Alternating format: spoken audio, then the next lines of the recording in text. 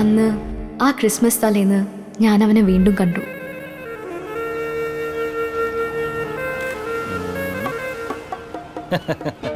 എത്ര നാളെ കണ്ടിട്ട്? ഇപ്പൊ ഇങ്ങോട്ടൊന്നും കാണാറില്ലല്ലോ. ഇത് ആ ക്യാമറ തന്നെയാണോ?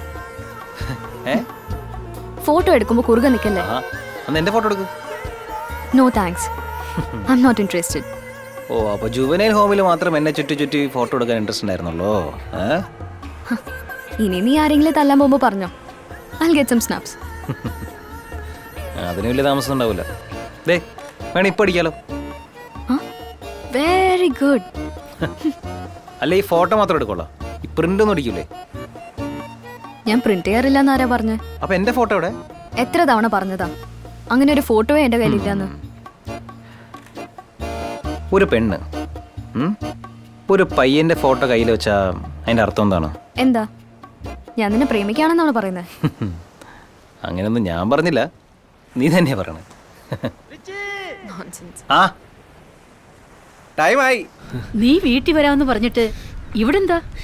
കാശായിരിക്കുന്ന വിചാരിച്ച, പക്ഷെ ബാഗ് ഓർത്ത് നോക്കിയപ്പം ഈ നിധി പോലെ എന്തോ, എന്നാ അത് വെച്ച് കാശാക്കി ദുബൈക്ക് പോകാന്ന് വിചാരിച്ചപ്പം ആ റിച്ചി അതും കൊണ്ടുപോയി. വിടില്ല, അവനെ ഞാൻ വെറുതെ വിടില്ല. എന്നെപ്പറ്റി അവനെ അറിയാഞ്ഞിട്ടാ. എല്ലാത്തിനും നിങ്ങളാ കാരണം. ഞാൻ വന്നത് നാട് മുഴുവൻ പറഞ്ഞു നടന്നില്ലേ? ഒന്നുമില്ലെങ്കിൽ എന്നോട് ചോദിക്കായിരുന്നില്ലേ? ഞാൻ എന്ത് ചെയ്തെന്നാ? എന്റെ മുമ്പിന്ന് പോ, വേഗം പോ പോ. നിനക്കിതെന്താ പറ്റി? വേണ്ട മോനെ, ഞാൻ പറയുന്നത് നീ ഒന്ന് കേക്ക്. മിണ്ടാതെ വീട്ടിൽ പോയി എല്ലാം പാക്ക് ചെയ്ത് വെക്ക്. എവിടെ വരണമെന്ന് ഞാൻ ഫോൺ ചെയ്ത് പറയാം. വേണ്ടടാ, നീ ഈ അമ്മയ്ക്ക് വേണ്ടിയാണ് ഇതെല്ലാം ചെയ്തതെങ്കിൽ വേണ്ട, നിർത്ത്. കയ്യിലുള്ള കാശ് വെച്ച് നമുക്ക് എങ്ങനെയെങ്കിലും ജീവിക്കാം. അമ്മ പറയുന്നത് കേക്ക്. ഞാൻ പറഞ്ഞത് ചെയ്യാ മോനെ. അതെ, എന്റെ ചേട്ടനെ കണ്ടോ? കണ്ടില്ലല്ലോ മക്കളെ.